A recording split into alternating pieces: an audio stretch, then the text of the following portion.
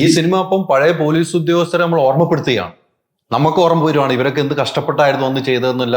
അല്ല, ഇപ്പോഴത്തെ പോലീസുകാർക്ക് നല്ല കഷ്ടപ്പാടുണ്ട്. നമ്മൾക്ക് മാത്രമല്ലല്ലോ ടെക്നോളജി അഡ്വാൻസ് ആവണത്. ക്രൈം ചെയ്യുന്നവർക്കും ടെക്നോളജി അഡ്വാൻസ്ഡ് ആയ നേരം കൊണ്ട് ബുദ്ധിമുട്ട് സെയിം തന്നെ. പക്ഷെ ബുദ്ധിമുട്ട് സെയിമോ അല്ലെങ്കിൽ അങ്ങോട്ടും ഇങ്ങോട്ടും ചെറുതായിട്ടൊക്കെ കൂടിയും കുറഞ്ഞിരിക്കാം. പക്ഷെ അന്നത്തേന് ഉള്ളൊരു വ്യത്യാസം എന്ന് പറഞ്ഞത് നമുക്ക് അത് തീർച്ചയായിട്ടും അതിൽ നമുക്ക് കുറുക്കു വഴികളൊന്നുമില്ല. ബുദ്ധിയും ഇൻറ്റ്യൂഷനും തെളിവുകളും എല്ലാം വെച്ചിട്ട് അന്വേഷിക്കുന്ന ഒരു പരിപാടിയാണ്. ഇത് പരമാവധി എൻഗേജിങ്ങും ഭയങ്കര എക്സൈറ്റിങ്ങും ആക്കി കീപ്പ് ചെയ്തിട്ടുണ്ട് നമ്മൾ.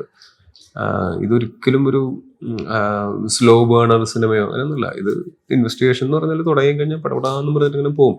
കുറച്ചധികം ഉണ്ട് ഇതിനകത്ത് പറയാനായിട്ട് കഥയും. നമ്മളൊരു 10-60 ചില ദിവസം എടുത്ത് ഷൂട്ട് ചെയ്താൽ അത്രയും കണ്ടന്റ് ഉണ്ടെന്നുള്ള ആ ഒരു പേസ് എന്തായാലും സിനിമയ്ക്ക് ഉണ്ടാവും. പിന്നെ എൻ്റെ ക്യാരക്ടർ ഇപ്പോൾ ഞാൻ എന്തുകൊണ്ടാണ് കൽക്കിയിലെ പോലെ അല്ല എന്ന് പറയാൻ കാരണം വെച്ചാൽ കൽക്കിയിലെ കുറച്ചും കൂടി ഒരു ലാർജർ ദാൻ ലൈഫ് ഇമേജ് ഉള്ളൊരു ക്യാരക്ടറായിരുന്നു.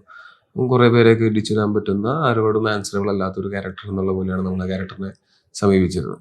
പക്ഷെ ഇതെന്ന് പറഞ്ഞാൽ ഒരു 90s സാധാരണ പോലീസുകാരൻ SI ആള് പോലീസ് ഫോഴ്സിലേക്ക് ജോയിൻ ചെയ്തിട്ട് ആളുടെ ആദ്യത്തെ ഒരു മേജർ കേസിൽ തന്നെ ഇയാൾക്ക് ഭയങ്കരമായിട്ട് ഇങ്ങനെ ഇൻവോൾവ് ആയിട്ട് ഇയാൾക്ക് ഈ ഒരു കേസിൽ ഇടപെടേണ്ടി വരുന്നു. അത് അയാളുടെ കൂടെയുള്ള ടീമിലെ പോലീസുകാരുടെയൊക്കെ ലൈഫിൽ എന്ത് മാറ്റങ്ങളാണ് വരുത്തുന്നത്, എന്ത് രീതിയിലാണ് സ്വാധീനിക്കുന്നത്, അവസാനം അവർ തെളിയിക്കില്ലേ, ഇവര് അതിന് തോറ്റുവോ, ജയിച്ചാൽ തന്നെ ക്രെഡിറ്റ് കിട്ടുമോ കിട്ടില്ല എന്നുള്ള ഇങ്ങനത്തെ കാര്യങ്ങളൊക്കെ ഉണ്ടല്ലോ. ഇതെല്ലാം വെച്ചിട്ടാണ് ഈ കഥ ബിൽഡ് ചെയ്ത് പോയിരിക്കുന്നത്. ഈ കഥ കേട്ട് കഴിഞ്ഞപ്പോൾ നമുക്കറിയാം നമുക്ക് രണ്ട് പ്രൊഡ്യൂസറിനെ അറിയാം, ഡയറക്ടറെ അറിയാം, ഇവര് ടീംസാണ്. അപ്പൊ ഈ കഥ കേട്ട് കഴിയുമ്പോൾ ഇവര് നേരത്തെ ഒരു സിനിമ പ്രൊഡ്യൂസിലാണ് വരുന്നത്, അടുത്ത് നേരെ ഒരു സിനിമ ഡയറക്ടറും പിന്നെ ഒരു പ്രൊഡ്യൂസറുമായി മാറുന്നു. ജിനുവാണ് കൂടെ ഉള്ളത്. പക്ഷെ ഈ കഥ കേട്ട് കഴിഞ്ഞപ്പോൾ എനിക്ക് ചെയ്താൽ ഇത് കൊള്ളാം, ഇത് നല്ല സബ്ജക്ട്, എന്നിൽ നിന്നും പോകണ്ട എന്ന് തീരുമാനിക്കാൻ ഒരു എലമെന്റ് ഉണ്ടായിരിക്കുമല്ലോ. ഇതിന്റെ കഥ തന്നെയാണ് പ്രധാനമായിട്ടും. പിന്നെ അന്ന് മുതൽ എനിക്ക് തന്നിട്ടുള്ള ഏറ്റവും വലിയ ഉറപ്പെന്ന് പറഞ്ഞാൽ ഒരു ഗംഭീര ടീമായിട്ടേ നമ്മൾ ഈ സിനിമ ചെയ്യുള്ളൂ.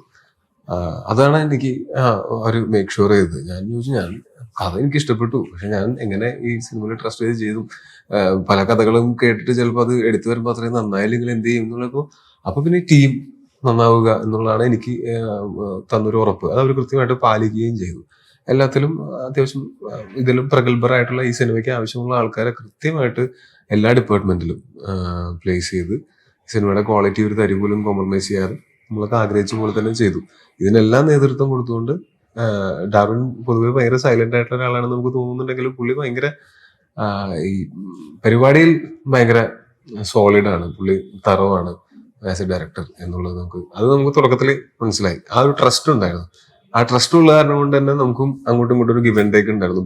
നമ്മുടെ ഒക്കെ പെർഫോമൻസസ് ബെറ്റർ ആയിട്ടുണ്ടെങ്കിൽ ആ ട്രസ്റ്റും ഒരു കാരണമാണ്. അത് തന്നെയാണ് കാരണം.